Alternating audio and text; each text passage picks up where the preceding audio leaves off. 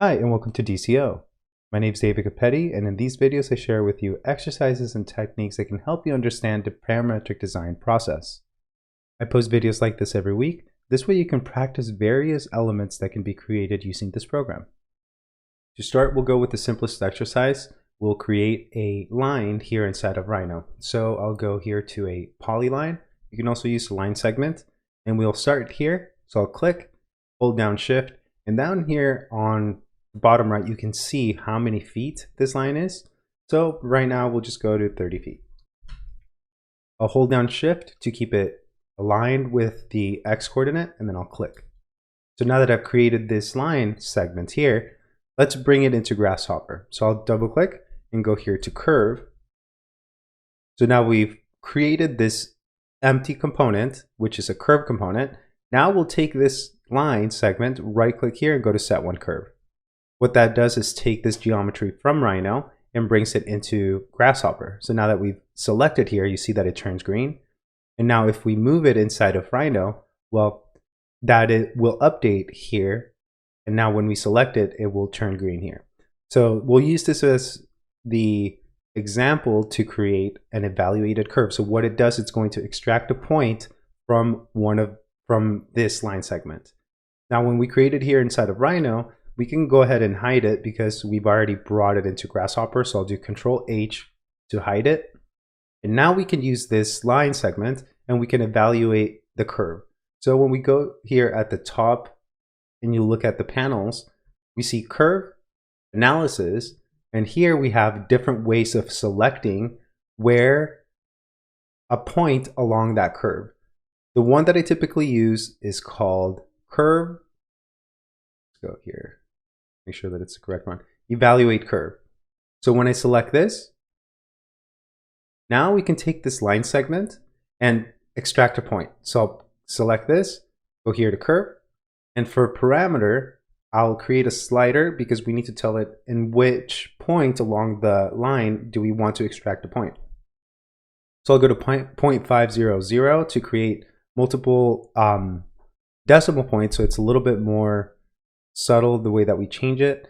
Now when I plug this in, you'll see 0.5. What happens is when you evaluate a curve, there are two ways of doing it. Either reparameterizing the curve by turning this line segment from 0 to 1 and therefore 0.5 being in the middle, or we can also pick a point along this segment with the specific size. So 0.5 is going to go 0.5 feet. So now if we said 15 feet, well, we can change that. So we'll override this slider and you'll see that 15 is in the middle. And now we're going way too far past it. So this is one way that you can be precise with the dimension, but not necessarily within the length of the line.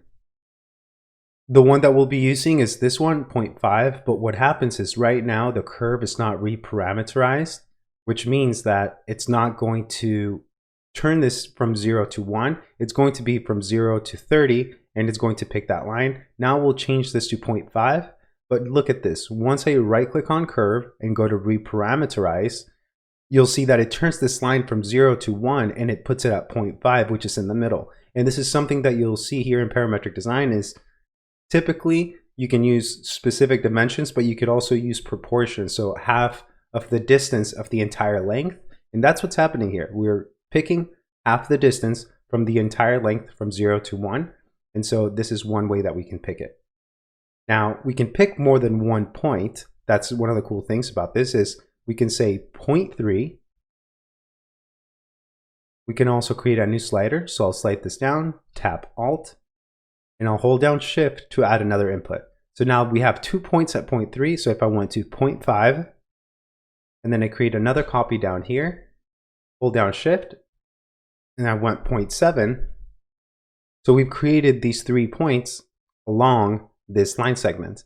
This is very useful for creating very dynamic designs using for it to be completely parametric.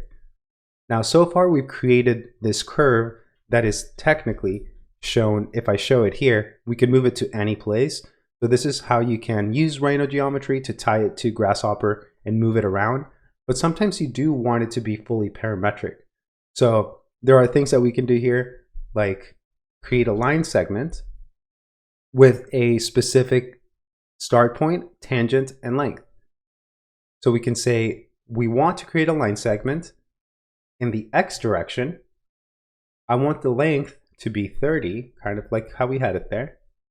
And I want it to start where? At this start point? Well, then we bring in the XY plane and we can plug that into the XY plane. So now we created this line segment that is parametric, and we can override that original one. So this is how we can create a design that's fully parametric, not necessarily tying it to Rhino geometry. So this is one of the most useful things that we can do for parametric designs. And now we'll go here to a circle and create a circle along these points. Then we'll give it a radius. So I'll use this slider here. We'll say 25. And so depending on how these points are organized, because we have 3 points, and we have the coordinate systems of the coordinate points of where they're located, we can also go to, let's say 8 for the first one. And if we have 3 for these, then we can copy this once and then twice. And when we hold down Shift to add to these, it will do a separate size for each, because we only have 3. Now, this is not a scalable model, which means that every time you add one of these, you would have to add one of these. And so in that sense, it's not as useful as, let's say, where we can just add points and these would be added on their own. So there are different ways to approach design here. I just want to make you aware of all these things. So these are some of the cool things that we can do is, let's say, move this around to the beginning, move this to the middle, move this to the end, have different sizes. Let's say these could be like playgrounds, it could be buildings, whatever. And then here at the end, we'll take these circles and we'll go here to extrude. And we'll extrude all of them by a specific dimension. So we'll go here to direction, unit Z. And then I'll go to another slider. So I'll go to 15 here. It will do all of them at the same, unless, once again, we create more than one vector. We create 3 vectors or 3 numbers that will move this up. So I'll move this down, copy this down, and have varying sizes for these designs. The cool thing about this short exercise is that you can practice those techniques. You can see how it all comes together and how we can create custom designs like this just using some of these sliders. So this is a short exercise that you can practice to kind of become a little bit more familiar and learn more techniques on how to create fully parametric designs. We want to start with short exercises to where you can understand how this comes together. And at the end, once you've learned a few more techniques, you'll see how you can create custom designs on your own. With this being said, let's go into one more short exercise that will help you understand how we can use evaluate curve in other ways. And here's the last thing I want to mention before I move on to the next tutorial. We've created this with the line segment. We created parametrically. We started with this curve that was inside of Rhino. We'll do the same thing once again, but we'll change this to an interpolate points curve, which will be kind of like a smooth curve like this. And we'll use this curve and you'll see that it'll work also. So the cool thing is that once we create a script that is based off, let's say, a curve, then you can change the base curve and recreate the entire design with a completely different base geometry. So we'll take this and we'll right click on this curve and we'll go to set one curve. Now you'll see that it is brought in because it's green when we select it. Now we can replace that. Now we can change the locations again. And if we see that, oh, okay, well, maybe the size can get larger, well, that's what we can do. And then the vertical size. Okay, now let's move on to the next one. what I'll do is I'll take all of this, and instead of deleting it, because this is a really useful exercise, I'll do Control G to group, and it will create this group. You can double click, or you can change the group type. You can go to blob outline, you can go to rectangle outline. Either way, I will move this down here. And if you want to change the color, right click, color, and we'll go to white, and then make color default. Okay. So with this, let's move on to creating another shape here. And what we'll be creating is an arc. So I'll go here to, first we'll take this, middle click and disable preview. Now we can take this and Control H to hide it. Here we can start now with a base plane, right? So here we have the X, Y coordinate system. We want the X, Z coordinate system to create this next geometry. So what we'll do is we'll go to X, Z, and you'll see that here at the origin, it creates that plane. Now we can use this as our input to create an arc. This arc is going to ask for a plane, so we'll use this X, Z plane as the input. Now the radius for the size. So I'll go here to 15.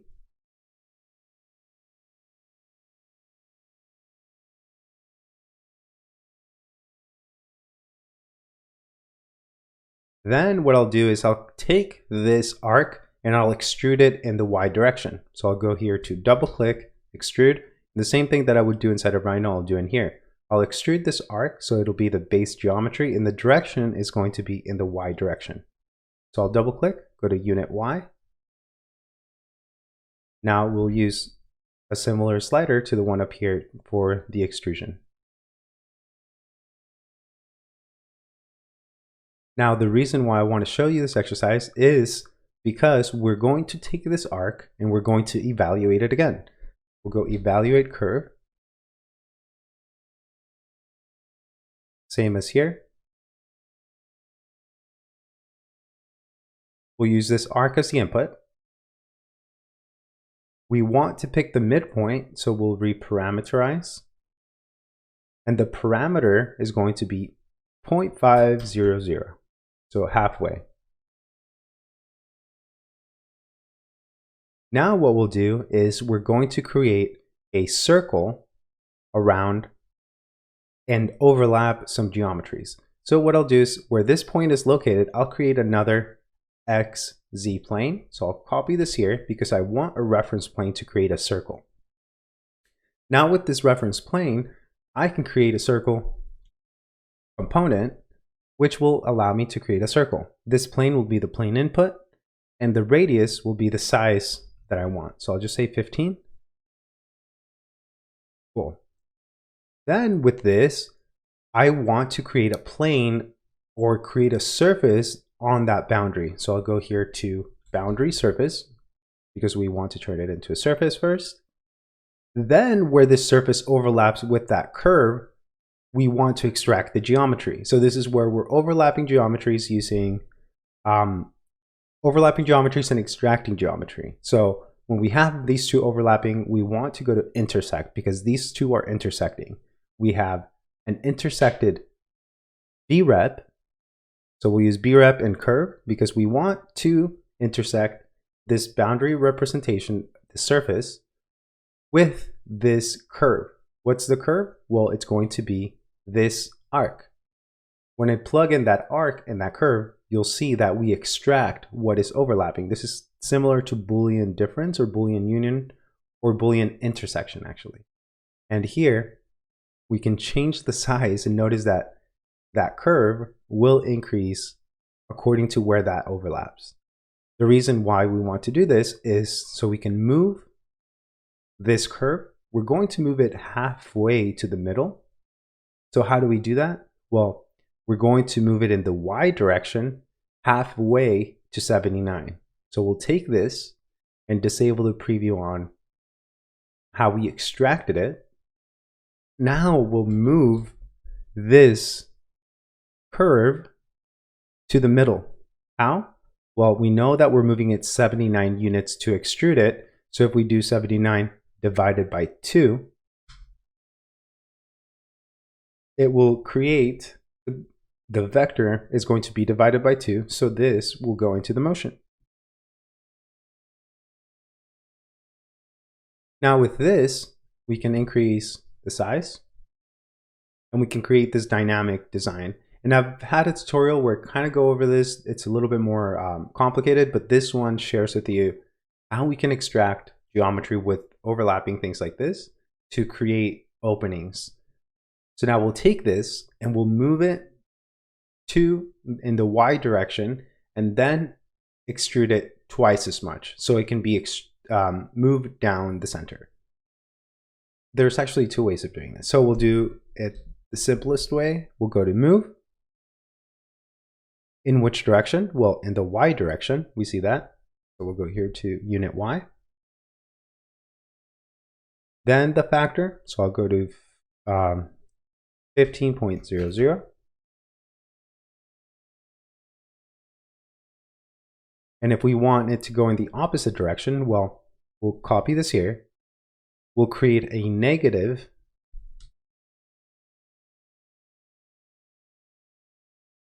component. Now we can take these 2 and loft them together.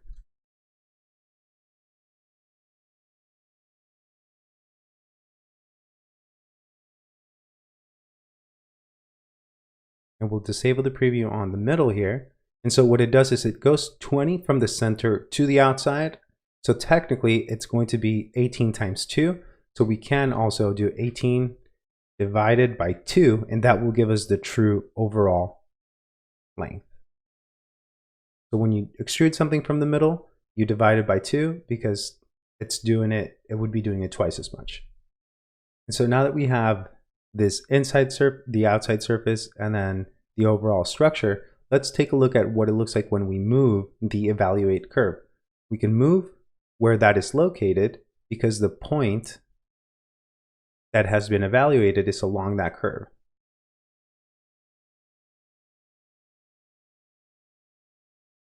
And same thing here, we can increase the size or decrease the size here.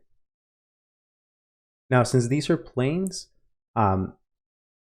you won't be able to subtract one from the other. These would have to be solids, but I wanted to share with you how cool evaluate curve is and how important it is to create dynamic designs like this.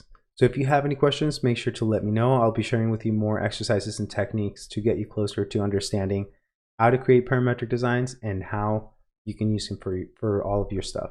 So thank you very much for being here, and I hope to see you on the next one.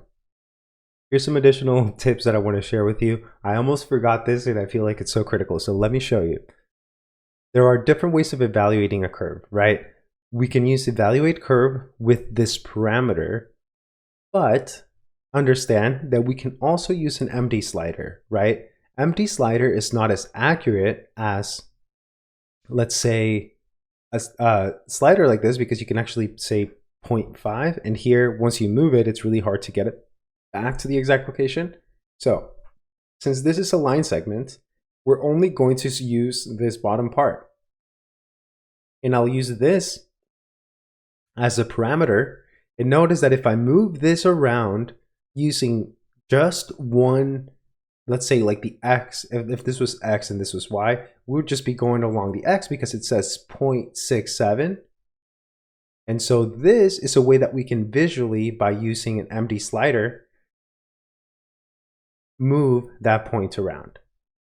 Lastly, the other way we can do that is curve point on, so let me try it.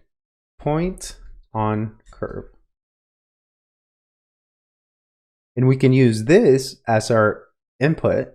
We can use this point, which what it will do is we'll take that arc and it will do the same, similar to the MD slider. It will let you pick a point along from 0 to 1.